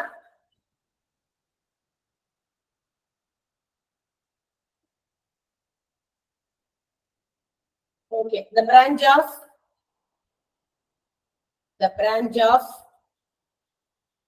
medical specialty. നിങ്ങൾ പറഞ്ഞില്ലല്ലോ, അത് എപ്പോഴാണോ പറയുന്നത്?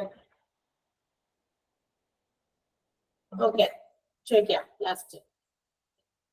Branch of medical specialty dedicated dedicated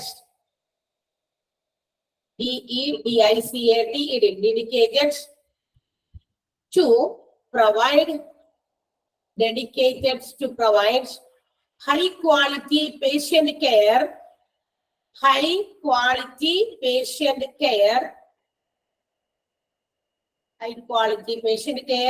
for older adults. ഇതിൽ പ്രായം ചെന്ന പ്രായപൂർത്തിയായവർ എന്നാണ് അത് എഴുതിയിരിക്കുന്നത്. പ്രായം ചെന്ന പ്രായപൂർത്തിയായവർ, ഓൾഡർ അഡൽട്സ്. ഇത് പ്രായപൂർത്തിയായ ഇത് എല്ലാ ഇപ്പൊ പ്രായം എന്ന് പറയുന്ന നമ്പറാണ്. ഇപ്പൊ ചില ആളുകൾ ഭയങ്കര ഹെൽത്തി ആണ് കേട്ടോ. 70 years ഓൾഡ് ആണെങ്കിലും അവര് ഹെൽത്തി ആണ്. എല്ലാവരെയും അല്ല നമ്മൾ ഉദ്ദേശിക്കുന്നത്. 70 വയസ്സ് കഴിഞ്ഞവർ എല്ലാവരും ബോഡി ജെറിയാട്രിക്സ് വിഭാഗത്തിൽ പോകുന്നു നമുക്ക് പറയേണ്ട ആവശ്യമില്ല. അവരുടെ ഹെൽത്ത് ഇഷ്യൂസ് നോക്കിയിട്ടാണ്. ഓക്കെ, പറയാം. It is A branch of medical specialty. It is a branch of medical specialty dedicated to provide high quality patient care for older adults. Adults. Okay, next one, gastroenterology. Spelling തെറ്റിക്കാതെ എഴുതണം. സ്ക്രീനിൽ നോക്കി എഴുതാം. gastroenterology. hyphenated എഴുതാം. medical science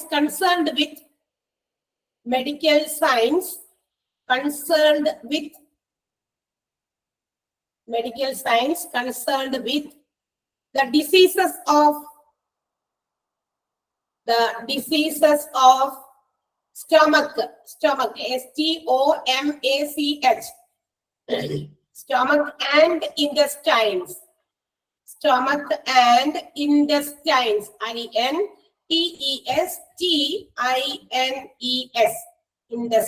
intestine കൂടെ രസത intestines. Stomach and intestines. Next one, general surgery.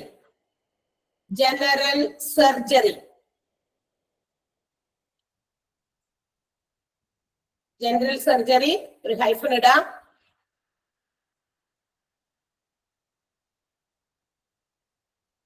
ഏതാ? surgical specialty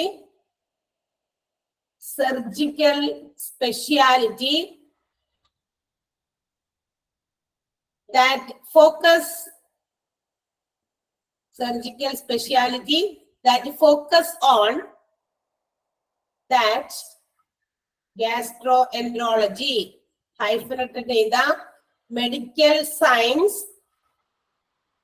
concerned with CONCERNED. Sorry, gastroenterology അല്ലല്ലോ പറയുന്നത്, general surgery. അതിന്റെ ഇടയിൽ ഇവിടെ ആരോ ചോദിച്ചു. അത് നിങ്ങൾ എഴുതുമ്പോഴില്ലേ അത് വിട്ടുപോയെങ്കിൽ അവിടെ നിർത്ത്. അടുത്തത് ഏതാ പറയുന്നത് വെച്ചാൽ അത് സ്കിപ്പ് ചെയ്തിട്ട് അടുത്തതിലേക്ക് എഴുത്.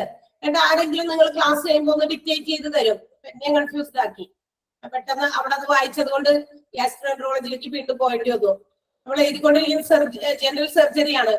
അപ്പൊ അത് കഴിഞ്ഞ് കഴിയുമ്പോ ഒന്നുകൂടി വേണമെങ്കിൽ പറയാം പ്ലീസ്. ഇപ്പൊ നിങ്ങൾ ഇൻ ബിറ്റ്വീനിൽ അപ്പൊ ചോദിച്ചു കഴിയുമ്പോൾ നമ്മുടെ കണ്ണ് നിങ്ങളുടെ കമന്റുകളിലേക്കും ഞാൻ വായിക്കുന്നുണ്ട്.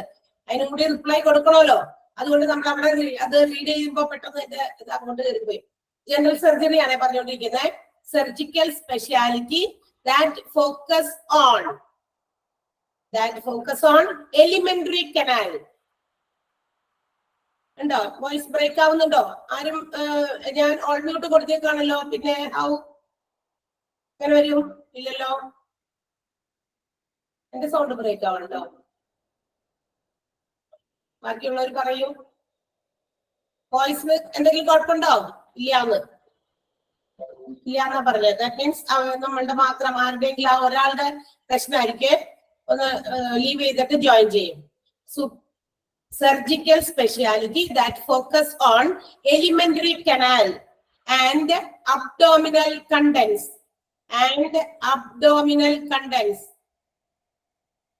Elementary canal and abdominal, ABDOMINAL, abdominal contents, CONTENTS. നമ്മുടെ വയറിനകത്ത് കിടക്കുന്ന കുറെ സാധനങ്ങൾ, അതാണ് കണ്ടന്റ് എന്ന് ഉദ്ദേശിക്കുന്നത്. അതിനുണ്ടാകുന്ന സർജറീസ് എല്ലാം കൂടി ചേർന്നതാണ് നമ്മുടെ ജനറൽ സർജറി എന്ന് പറയുന്നത്. Okay, next one, haematology. ആരെങ്കിലും ഏതെങ്കിലും പോയിന്റ് വിട്ടുപോകുന്നുണ്ടെങ്കിൽ നിങ്ങൾ പേടിക്കേണ്ട. നെക്സ്റ്റ് സ്കിപ്പ് ചെയ്ത് പറയുന്നത് ഏത്. അപ്പൊ ഏതെങ്കിലും വിട്ടുപോയത് ക്ലാസ് കഴിഞ്ഞതിന് ശേഷം, എന്റെ ക്ലാസ് കഴിഞ്ഞിട്ടില്ല, അടുത്ത ആളുടെ ക്ലാസ് കൂടി കഴിഞ്ഞതിന് ശേഷം നിങ്ങൾ അത് അവിടെ ഒന്ന് ഡിസ്കസ് ചെയ്ത് ഒന്ന് പറഞ്ഞു തന്നിട്ട് പോകാനായിട്ട് മറ്റുള്ളവരോട് ആവശ്യപ്പെട്ടാൽ അവര് പറഞ്ഞു തരും, ഡിക്റ്റേറ്റ് ചെയ്ത് തരും. അന്നേരം നിങ്ങൾ അത് എഴുതിയെടുത്ത്. ഓക്കെ, നമ്മുടെ ക്ലാസ് ഇങ്ങനെ നീണ്ടുപോകും. ഇടയ്ക്ക് ഓരോരുത്തരുടെ സൗണ്ട് ബ്രേക്ക് ആയിട്ട് നമ്മൾ അതിന് റിപ്ലൈ ചെയ്തുകൊണ്ടിരിക്കുമ്പോഴേ സമയം കുറെ പോകും. ഹെമറ്റോളജി ചെയ്താട്ടെ, ഹെമറ്റോളജി. ഓക്കെ, ഹൈഫ്രേറ്റഡ് എഴുതാം. It is the branch of medicine. It is the branch of medicine. It is the branch of medicine dealing with the study of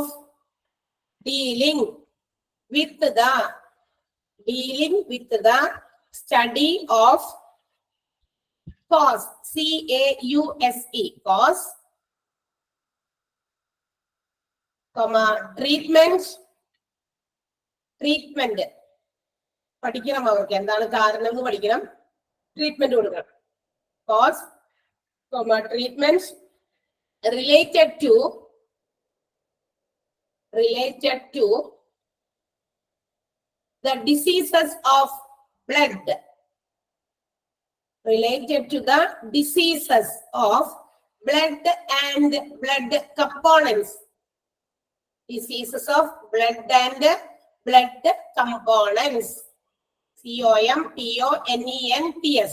Blood components such as blood and blood components such as blood cells, comma, platelets, PLATELETS, platelets, comma, hemoglobin, HEMOGLOBIN, etc. ബ്ലഡിന്റെ കുറച്ച് component പേരവിടെ specify ചെയ്ത് പറഞ്ഞെന്ന് മാത്രമേ ഉള്ളൂ. വേറെ ഇഷ്ടം പോലെ നമ്മൾ അത്രയും എഴുതുന്നുള്ളൂ ഇപ്പൊ. അപ്പൊ അത് റിലേറ്റഡ് ആയിട്ടുള്ള പ്രശ്നങ്ങൾക്കുള്ള ട്രീറ്റ്മെന്റ് കൊടുക്കുന്ന സ്ഥലമാണ് haematology. Next one, obstetrics. Obstetrics OBSTETRICS, obstetrics. hyphenated data, involve, INVOLVE, involve medical care,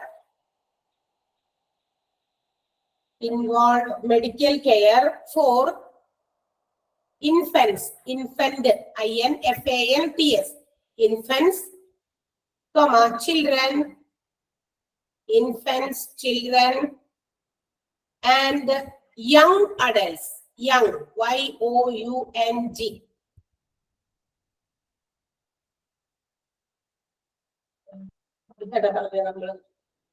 Sorry. Pediatrics അല്ലല്ലോ പറഞ്ഞത് അല്ലേ? ഒബ്സ്റ്റെട്രിക്സ് അല്ലേ പറഞ്ഞു വന്നത്? Okay, just sorry. എന്തോ ഓക്കെ, പീഡിയാട്രിക്സ് ആണ് നമ്മൾ പറഞ്ഞു വന്നത്. മെഡിക്കൽ എന്താ തുടങ്ങിയത് എങ്ങനെയാ എന്ന് പറയുമോ? തുടങ്ങിയത് എങ്ങനെയാന്ന് പറഞ്ഞു അത് തന്നെ വെച്ച് ചെയ്താ. എല്ലാം വെട്ടണ്ട. ഒബ്സ്റ്റട്രിക്സാ പറഞ്ഞത്. ഐ തിങ്ക് അത് പറഞ്ഞു വന്നപ്പോ അടുത്ത പോയിന്റ് ആണെന്ന് വിചാരിച്ചു പെട്ടെന്ന് പീഡിയാട്രിക്സിലേക്ക് ചാടിപ്പോയി. Involve. Okay, involve medical care. അതന്നെ, അങ്ങനെ തന്നെ എഴുതി തുടങ്ങി. ആ ഒരു ഇത് മാത്രം വെട്ടിയാൽ മതി. Involve medical care of child birth comma pregnancy. അത് അവിടുന്ന് പെട്ടെന്ന് അടുത്ത പോയിന്റ് ആണെന്ന് വിചാരിച്ചു. Child birth comma pregnancy. മറ്റേത് വെട്ടണേ ഇൻഫന്റ് ചിൽഡ്രൻ എന്ന് പറഞ്ഞില്ലേ, അത് വെട്ടിയിട്ട് അവിടെ അതിന് പകരം ചെയ്ത childbirth comma pregnancy and post partum period. മറ്റേതിന്റെ കൂടെ ചേർത്ത് എഴുതത് അത് സ്ട്രൈക്ക് ചെയ്തിട്ട് ഇത് എഴുതാം. അത് പെട്ടെന്ന് ഞാൻ അത് പീഡിയാട്രിക്സിലേക്ക് പോയി പെട്ടെന്ന്. അതാണ് പോയിന്റ് എന്ന് വിചാരിച്ചു. ഒബ്സ്റ്റട്രിക്സ് ആണ് നമ്മൾ പറഞ്ഞുകൊണ്ടിരിക്കുന്നത്. പ്ലീസ് ഒന്നുകൂടി ശ്രദ്ധിക്കുക എല്ലാവരും. തെറ്റ് ചെയ്തരുത്. ഡിപ്പാർട്ട്മെന്റ് മാറി കയറി പോകരുത് പ്ലീസ്. നമ്മുടെ സ്ഥലം മാറിപ്പോകും. ഒബ്സ്റ്റട്രിക്സിന്റെ ഡിപ്പാർട്ട്മെന്റിലേക്കാണ് നമ്മൾ പോണേ. ഇപ്പൊ involves medical care four child birth, pregnancy and postpartum period.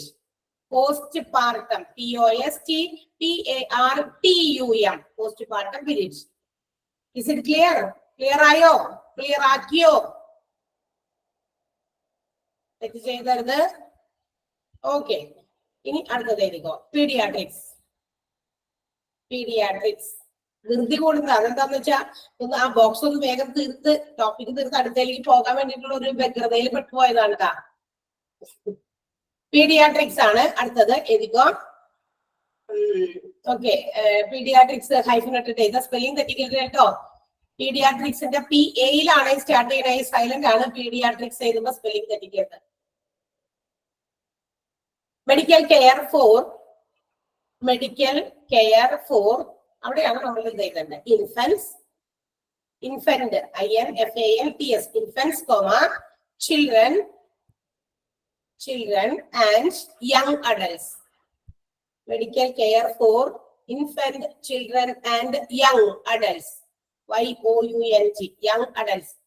തെറ്റിച്ചാരും എഴുതിയാക്കരുതേ.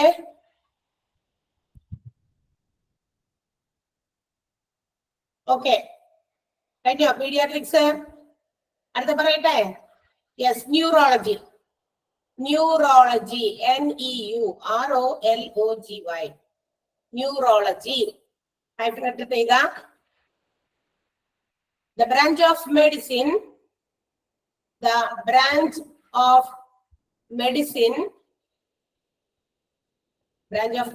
dealing with the diagnosis and treatment of it is the branch of medicine dealing with diagnosis and treatment of human nervous system. NERVOUS, nervous system,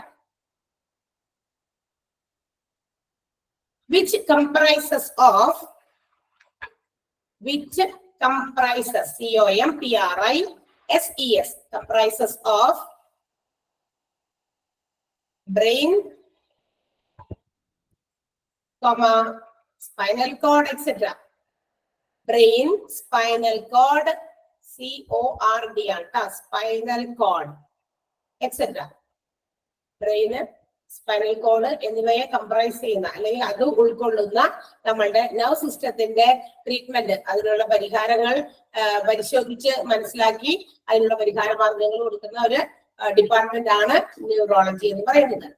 next one, oncology. Clear അല്ലേ? അത്ര പേര് എഴുതിയത്? സംശയമൊന്നുമില്ലല്ലോ? എഴുതി വെച്ചതിന് സംശയമൊന്നുമില്ലല്ലോ? Okay, oncology എഴുതാം. Oncology, it is the branch of medicine. It is the branch of medicine. It is the branch of medicine that deals with the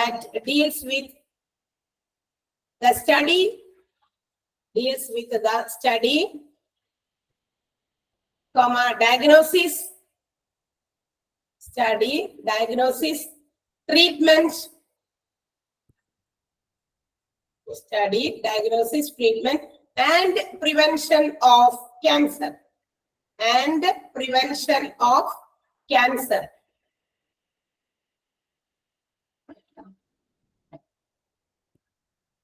And the last one, ophthalmology. Ophthalmology. Or OPH. Ophthalmology. OPHTHALMOLOGY.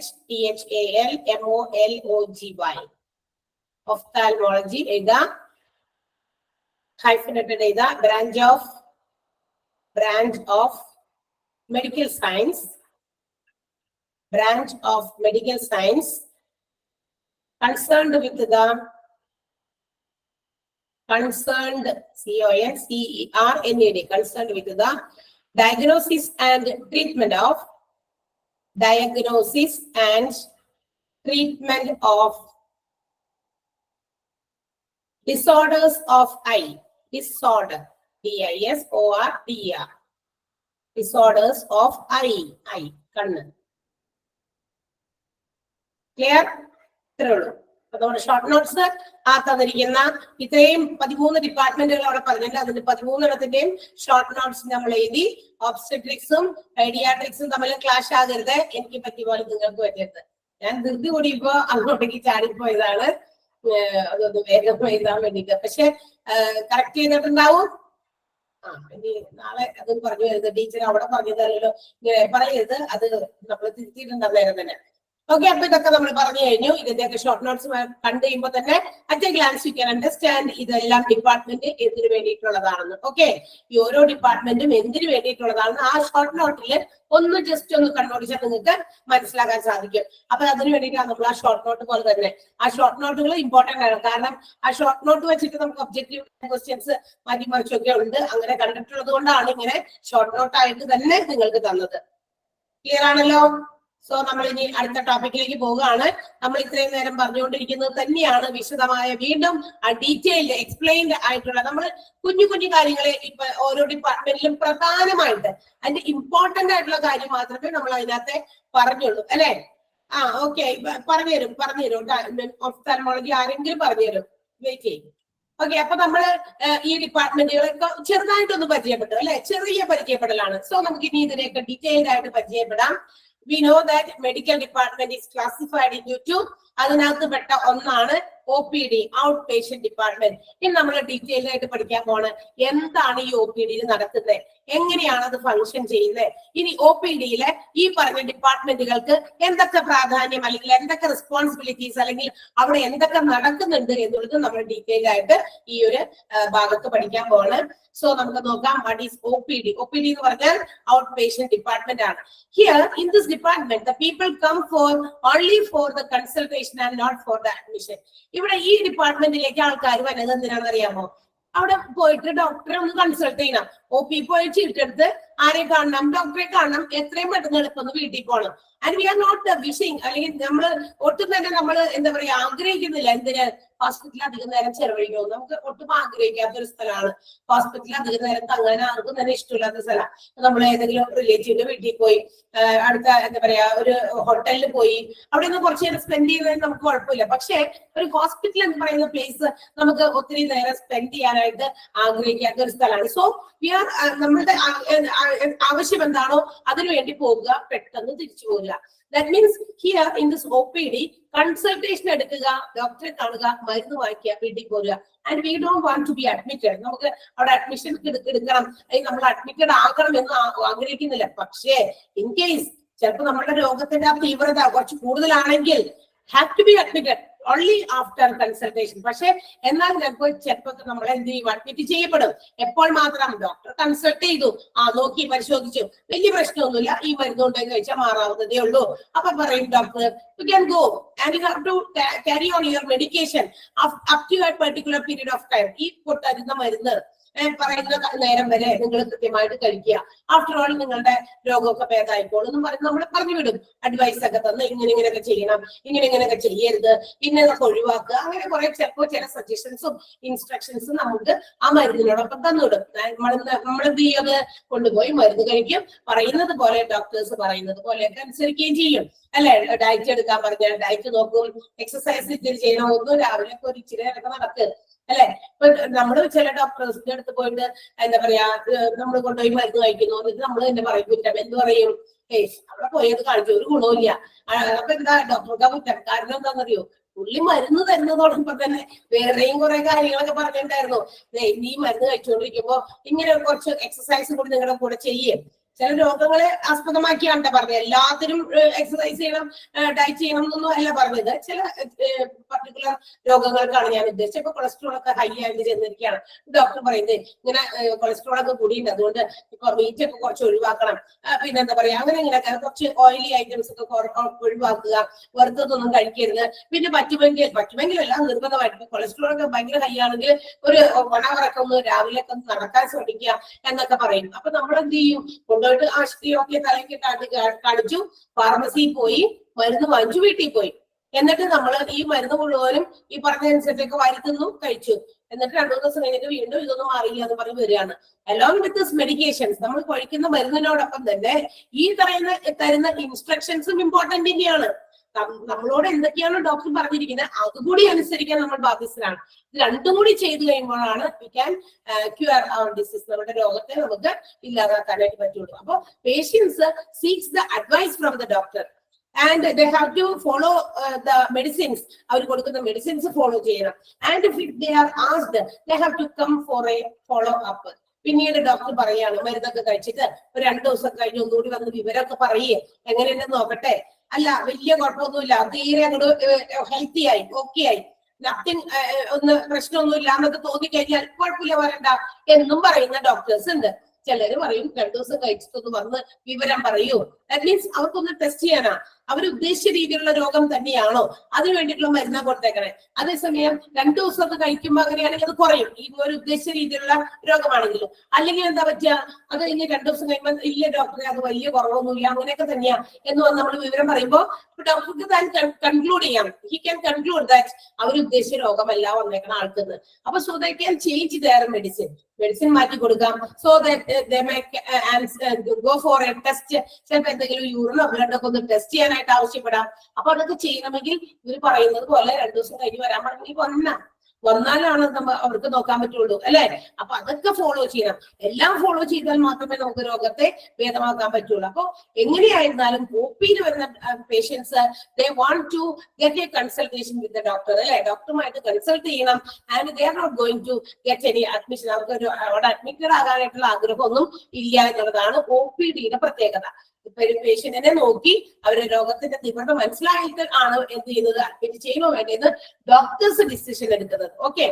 And the patient's treatment within the boundaries of the hospital last for a day എന്ന് പറഞ്ഞാൽ എന്താ? അതായത് ആ ഒരു patient ഹോസ്പിറ്റലിൽ പോകുന്നു, OPയിൽ പോയി കാണിക്കുന്നു, ഡോക്ടറെ കാണുന്നു, മരുന്ന് വാങ്ങിക്കുന്നു, ബാക്കി പ്രൊസീജിയേഴ്സ് കഴിഞ്ഞ് ഒരു ദിവസം തീരുന്നതിന് മുമ്പ് ഒരു വീടിന്, അതായത് ആ ബൗണ്ടറി വിട്ട് പുറത്തേക്ക് പോകുന്നു എന്നാണ്. അതായത് 24 മണിക്കൂറിലധികം ആ ഒരു ഹോസ്പിറ്റലിൽ നമ്മൾ സ്പെൻഡ് ചെയ്യുന്നില്ല. അതാണ് OPയുടെ പ്രത്യേകത. അല്ലാന്നുണ്ടെങ്കിൽ എന്ത് പറ്റി, 24 മണിക്കൂറിൽ കൂടുതൽ അവിടെ നിന്നാൽ അവിടെ കിടക്കുവോ അല്ലെങ്കിൽ അവിടെ വെയിറ്റ് ചെയ്യുമോ, നിങ്ങൾക്ക് ഒരു ദിവസത്തെ ട്രീറ്റ്മെന്റ് ഇവിടെ ഉണ്ട് എന്നൊക്കെ പറഞ്ഞാൽ അത് ഇൻപേഷ്യന്റ് ആയി. മോർ ദാൻ എ ഡേ നമ്മളവിടെ സ്പെൻഡ് ചെയ്തു, നമ്മളോട് നിൽക്കാൻ പറഞ്ഞു. പറയുന്നത് പേഷ്യന്റിന്റെ കൂടെ പോകുന്ന ആളുടെ കാര്യമല്ല കേട്ടോ, പേഷ്യന്റിനെ സംബന്ധിക്കുന്ന കാര്യമോ പറഞ്ഞ. പേഷ്യന്റിന് കൂടെ പോയി എന്താ പറയാ അവിടെ 2 ദിവസം നിന്നു ആ പോകുന്ന ആളുടെ കാര്യമല്ല ഉദ്ദേശിച്ചത്. പേഷ്യന്റിനെ അവിടെ മോർ ദാൻ 24 hours അവിടെ കിടത്തിയിട്ടുണ്ടെങ്കിൽ അപ്പോഴാണ് അത് ഇൻപേഷ്യന്റ് ആകുക. അതില്ല എങ്കിൽ എന്താണ്, ഒരു ഔട്ട് പേഷ്യന്റ് OP, അതായത് ഒരു ദിവസത്തിന് ഉള്ളിൽ നമ്മൾ ഈ പറഞ്ഞ പ്രൊസീജിയേഴ്സ് എല്ലാം കഴിഞ്ഞ് ഹോസ്പിറ്റലിന്റെ ഗേറ്റ് വിട്ട് പുറത്തോട്ട് പോരും. ഓക്കെ, അതാണ് നമ്മളുടെ OP വിഭാഗം എന്ന് പറയുന്നത്. And also this OP department functions and operates for a particular time, അല്ലെങ്കിൽ ഒരു specific time in a day. ഒരു ദിവസത്തിൽ ഒരു സ്പെസിഫിക് ടൈമിലായിരിക്കും നമ്മുടെ OP പ്രവർത്തിക്കുക. ചിലപ്പോൾ 9 മണി തുടങ്ങി 4 മണി വരെ ആകാം, 10 മണി തുടങ്ങി 2 മണി വരെ ആകാം. It depends upon the rules of the hospital. ഹോസ്പിറ്റലിന് ഒരു റൂൾ ഉണ്ടായിരിക്കും എപ്പോഴാണ് ഒ പി പ്രവർത്തിക്കേണ്ടത്. ഒ പിയുടെ ഡോർ ഒരു കുഞ്ഞു വിൻഡോ തുറന്നു വെച്ചിട്ടുണ്ടാവും അല്ലെ, അവിടെ പോയിട്ട് നമുക്ക് ചീട്ട് എടുക്കാൻ പറ്റുക. അപ്പൊ അവിടെ ചീട്ട് എടുക്കുന്ന ആ ഒരു സമയം ടൈം വിൽ ബി റിട്ടൺ അവിടുത്തെ ബോർഡിനകത്ത് അവര് ചെയ്തിട്ടുണ്ടായിരിക്കും. ഓക്കെ, അപ്പൊ മഴയാണോ? ഒന്ന് ലീവ് ചെയ്തിട്ട് നോക്കുക, അല്ലെങ്കിൽ ഡോർ ക്ലോസ് ചെയ്തിട്ട് നോക്കുക. ഓക്കെ, അപ്പൊ ഈ ചീട്ടെടുത്ത് നമ്മൾ എന്ത് ചെയ്യുന്നു, ആ ചീട്ടെടുക്കുന്ന കൗണ്ടറിൽ പോയിട്ട് ചീട്ടെടുക്കും. അത് ഒരു പർട്ടിക്കുലർ സ്പെസിഫൈഡ് ടൈം വരെ ഒരു ദിവസത്തിൽ ഓപ്പൺ ആകുള്ളൂ.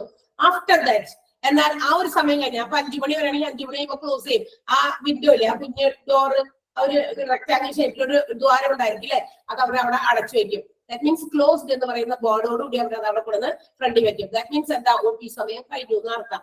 എന്താണ് ഒ പി സമയം കഴിഞ്ഞ മനുഷ്യന്മാർക്ക് രോഗം വരിക എന്നാണോ നിങ്ങൾ പറയണേ? തീർച്ചയായിട്ടും അല്ല കേട്ടോ. രോഗം വരും, മനുഷ്യന്മാരുടെ രോഗം എപ്പോഴാണ് വരിക എന്ന് പറയാൻ പറ്റില്ല. എമർജൻസി കേസസിൽ ഇപ്പൊ രോഗം വന്നു, പനിയാണ്, അവിടെ ഒ പിയുടെ സമയം കഴിഞ്ഞല്ല, നമ്മൾ സ്ഥിരം പോകുന്ന ഹോസ്പിറ്റലിൽ ഒ പി സമയം കഴിഞ്ഞ് കുഴപ്പമില്ല, നമുക്ക് നാളെ പോകാം. നമ്മൾ എന്ത് ചെയ്യും, കൈ കിട്ടി അവിടെയുള്ള വെള്ളം ഗുളിക കിട്ടി വരുത്തുന്ന ആ ഒരു ദിവസം എങ്കിലും നമ്മൾ കഴിച്ചുകൂടും, രാത്രിയൊക്കെ കഴിച്ചുകൂടും. പിറ്റേ ദിവസം ഒ പിയുടെ ടൈം ആയാലും നമുക്ക് അവിടെ പോയി കാണിക്കാൻ പറ്റുള്ളൂ. അതർവൈസ് എമർജൻസി ആണെങ്കിലും അങ്ങനെ നോക്കിയിരിക്കാൻ പറ്റുമോ? പെട്ടെന്ന് വല്ല ആക്സിഡന്റ് അല്ലെങ്കിൽ ചെറിയ കുട്ടികൾക്കൊക്കെ നമുക്ക് അങ്ങനെയാണ് അനുഭവം. അത് കാഷ്വാലിറ്റി കൊണ്ടായിട്ടുള്ള അനുഭവം. എങ്ങനെയാ, ചെറിയ കുട്ടികൾക്ക് ഈ രാത്രിയൊക്കെ ആകുമ്പോൾ ഇതുങ്ങൾ പറഞ്ഞ് ടപ്പയെന്ന് പറഞ്ഞ് പെട്ടെന്ന് ഒരു പൊട്ടിക്കാഴ്ചയിലൊക്കെ ഉണ്ടാവും. പെട്ടെന്ന് നമുക്ക് മനസ്സിലാവില്ലേ എന്തിനാ അറിയില്ലേ, എന്തിനാന്ന് കുട്ടികൾക്ക് പറയാനറിഞ്ഞാലല്ലേ ഇത് ഇന്ന അസ്വസ്ഥതയാന്ന് അവർക്ക് പറയാൻ പറ്റുള്ളൂ. അപ്പൊ അത് പറയില്ല. പറയാണ്ടാവുമ്പോൾ നമുക്ക് വെപ്രാളായി പെട്ടെന്ന് തന്നെ എടുത്തോണ്ട് നമ്മൾ എവിടേക്കാ ഓടുക, ഹോസ്പിറ്റലിലേക്ക് പോകും. ബട്ട് അവിടെ എന്തായിരിക്കും, O P will be closed. O P അടച്ചിട്ടുണ്ടാവും, രാത്രിയൊന്നും ഒ പി ഫംഗ്ഷൻ ചെയ്യുന്നതല്ല. So that you can take them to the casualty. അങ്ങനെയുള്ള സന്ദർഭങ്ങളിൽ നമുക്ക് ഇവരെ ഇവിടെ കാണിക്കാം. എമർജൻസിയിൽ നമ്മൾ കാണിക്കുന്ന ഒരു ഡിപ്പാർട്ട്മെന്റ് ഉണ്ട്, കാഷ്വാലിറ്റി അല്ലെങ്കിൽ എമർജൻസി എന്ന് പറയുന്ന ഡിപ്പാർട്ട്മെന്റ്. അന്നേരം നമ്മൾ അവിടെ കൊണ്ടുപോകും. അപ്പൊ അവിടെ കൊണ്ടുപോയിട്ട് അവിടെയുള്ള ഡ്യൂട്ടി ഡോക്ടേഴ്സിനെ കാണിക്കും. അതർവൈസ് കൺസൾട്ടേഷൻ എന്ന് പറയുന്ന ഒ പി വിഭാഗം പ്രവർത്തിക്കുന്ന സമയത്ത് consultation doctors will handle the O P. O പിനെ ഹാൻഡിൽ ചെയ്യുന്നത് ആരായിരിക്കും? കൺസൾട്ടേഷൻ ഡോക്ടേഴ്സ് ആയിരിക്കും. കൺസൾട്ട് ചെയ്യേണ്ട ഡോക്ടർമാരെ നമുക്ക് വേണമെങ്കിൽ സ്പെസിഫൈ ചെയ്ത ഒരാളുടെ പേര് പറയാം അല്ലെ. ഫിസിഷ്യൻ ആണെങ്കിൽ ഫിസിഷ്യനെ മതി. അല്ല, നമുക്ക് ഇന്ന കാർഡിയോളജിയിലാണ് കാണിക്കേണ്ടത്. അപ്പൊ ഏതൊക്കെ ഡോക്ടർ കാർഡിയോളജിസ്റ്റുകളായിട്ട് ആരൊക്കെ അവൈലബിൾ ആണ്, കൂടുതൽ ചീട്ടുള്ളവര് വേണ്ട, അല്ലെങ്കിൽ ഇന്ന ഡോക്ടറാണ് മറ്റേനൊക്കെ നല്ലത്, അങ്ങനെയൊക്കെ നമുക്ക് ഉണ്ടല്ലോ. നമ്മൾ ഡിമാൻഡ് ചെയ്യും. അപ്പൊ നമുക്ക് അതനുസരിച്ച് ഒ പിയിൽ കാണിക്കാം. നമ്മൾ ഡിമാൻഡ് ചെയ്യുന്നതനുസരിച്ച് നമുക്ക് ആ ഡോക്ടറെ കാണിക്കാം. അതൊന്നുമല്ല, ഇത്രയും സ്പെഷ്യലിസ്റ്റ് ഒന്നും വേണ്ട. ഇപ്പൊ ഒരു പനിയാണ്, അല്ലെങ്കിൽ ഈ കുട്ടിക്ക് എന്താ പറയാ ഛർദിയാണ് എന്നൊക്കെ പറഞ്ഞിട്ട് നമുക്ക് വേണമെങ്കിൽ അങ്ങനെ കൊണ്ട് ഏതെങ്കിലും ഫിസിഷ്യനെയും നമുക്ക് വേണമെങ്കിൽ കാണിക്കാം. അധികം സമയമൊന്നും നമുക്ക് സ്പെൻഡ് ചെയ്യാനില്ല എങ്കിൽ നമുക്ക് പോസിബിൾ ആകുന്ന രീതിയിൽ നമുക്ക് കൊണ്ടുപോയി ഒ പിയിൽ കാണിക്കാവുന്നതാണ്. ഒ പി അന്നേരം ഹാൻഡിൽ ചെയ്യുന്നത് കൺസൾട്ടേഷൻ ഡോക്ടേഴ്സ് ആയിരിക്കും. ഇതാണ് നമുക്ക് ഒ പിയെ കുറിച്ച് കുറച്ച് കൂടുതൽ ഉള്ള അറിവ്. നമ്മൾക്ക് കുറച്ച് അറിവൊക്കെ ഉണ്ടായിരുന്നു ഒ പി എന്താണെന്ന്. നമുക്ക് എന്താ അറിവ്? പോയി ചീട്ടെടുക്കുന്ന സ്ഥലത്തേക്ക് ഒ പി അല്ലെ, ചീട്ട് എടുക്കുന്നു. അപ്പൊ അവരോട് അവിടെ ഉണ്ടോ നിങ്ങൾ കാണാനിരിക്കുന്ന ഡോക്ടർ, അവിടെ പോയി അവിടെ കുറെ കസേര ഉണ്ടോ, അവിടെ പോയിരുന്നു. അപ്പൊ അവിടെ പോയിരിക്കുന്നു, ഡോക്ടർ വിളിക്കും. അപ്പൊ പോയാൽ മതി, ചെന്ന് നമ്മളുടെ ടേൺ ആകുമ്പോൾ നമ്മളുടെ പേര് വിളിക്കും. അവിടെ നമ്മൾ കയറുന്നു. അപ്പൊ കാര്യങ്ങൾ പറയുന്നു. നമ്മൾ അവിടെ നേരെ ഇറങ്ങുന്നു. നഴ്സ് പറയും ഇനി അവിടെ പോയി ആ ഫാർമസിന്റെ ഫ്രണ്ടിൽ നിന്നുകൊണ്ടാ, ഇനി അവിടെയാണ് ബാക്കിയത്തെ കാര്യം. അവിടെ നമുക്ക് മരുന്ന് തരും, ബിൽ പേ ചെയ്യണം, തൊട്ടപ്പുറത്തായിരിക്കും. അവിടെ തന്നെ ബില്ലും പേ ചെയ്ത് നമുക്ക് പോകാം. ഒ പിയുടെ ഒരു പ്രത്യേക ടൈമിലായിരിക്കും അത് പ്രവർത്തിക്കുക. ഒരു ടൈം ഉണ്ട്, അത് എല്ലാ ഹോസ്പിറ്റൽസിനും ഒരേ ടൈം അല്ല എന്നാണ് ഞാൻ പറഞ്ഞത്. അവരുടെ റൂൾസ് ആൻഡ് റെഗുലേഷൻസിനെ ഡിപ്പെൻഡ് ചെയ്തിരിക്കും. കൺസൾട്ടേഷൻ ഡോക്ടേഴ്സ് ആയിരിക്കും ഒ പി ഹാൻഡിൽ ചെയ്യുന്നത്. കിട്ടിയോ? എന്താണ് ഒ പി ഡിപ്പാർട്ട്മെന്റിനെ കുറിച്ചൊരു ഐഡിയ ഇപ്പൊ കിട്ടിയോ നിങ്ങൾക്ക്? ക്ലിയർ ആണോ എല്ലാവർക്കും? എന്തെങ്കിലും ഡൗട്ട് ഉണ്ടോ ഈ ഒരു ഭാഗത്ത്? ഒന്ന് വായിച്ചു നോക്കിയേ. അവിടെ എഴുതിയിരിക്കുന്ന കാര്യങ്ങളൊക്കെ ഞാൻ പറഞ്ഞതുണ്ടോ എന്ന് നോക്കിയേ. പറഞ്ഞ കാര്യങ്ങളൊക്കെ ആ ഒരു ടോപ്പിക്കിനകത്ത് ഉണ്ടോ എന്ന് ജസ്റ്റ് ഒന്ന് കണ്ണോടിക്കുക.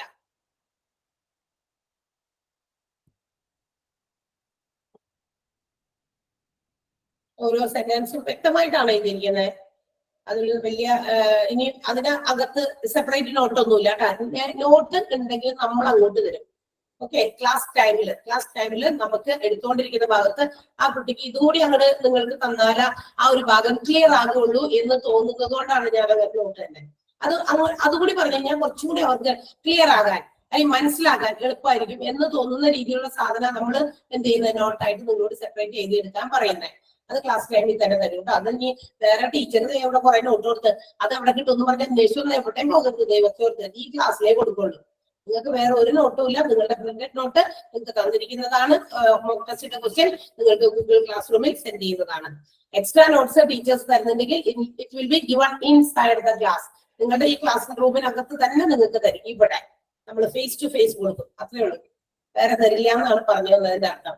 ക്ലിയർ ആണോ? OP ഇപ്പൊ ഇവിടെ വരെയാണ് നമ്മൾ എടുത്ത് നന്നായിട്ട് വായിച്ചു നോക്കിയിട്ട് വരാം. കൂടാതെ ഒപ്പം എന്താ പറയാ, നമ്മളുടെ OP ഡിപ്പാർട്ട്മെന്റിനകത്ത് വന്നിരിക്കുന്ന സർവീസസ് ഷോർട്ട് നോട്ട്സ് ആയിട്ട് ഞാൻ തന്നിട്ടുണ്ട്. അതുകൂടി നന്നായിട്ട് വായിച്ചു നോക്കിയിട്ട് വരണം കേട്ടോ. അടുത്ത ദിവസം വരുമ്പോ വീണ്ടും ഞാൻ ചോദ്യം ചോദിക്കും. അപ്പൊ ചടപടയെന്ന് ഉത്തരം പറഞ്ഞോളണം. ഓക്കെ ആണല്ലോ? Okay, very good. അപ്പൊ നമുക്ക് അടുത്ത ദിവസം കാണാം. നിങ്ങൾ പറഞ്ഞ കാര്യങ്ങൾ ഞാൻ ഇംഗ്ലീഷിന്റെ നോട്ടിന്റെ കാര്യം, മോക്ക് ടെസ്റ്റിന്റെ കാര്യം ഞാൻ പറഞ്ഞേക്കാം. മാം കേൾക്കുന്നുണ്ടോ? ഓക്കെ, പറഞ്ഞു. ഇംഗ്ലീഷ് ക്ലാസ്സിന് ടൈമിലെ ഈ മ്യൂട്ട് ചെയ്യുന്ന സിസ്റ്റം ഒന്ന് മാറ്റാൻ പറ്റുമോ? മ്യൂട്ട് ചെയ്യുന്ന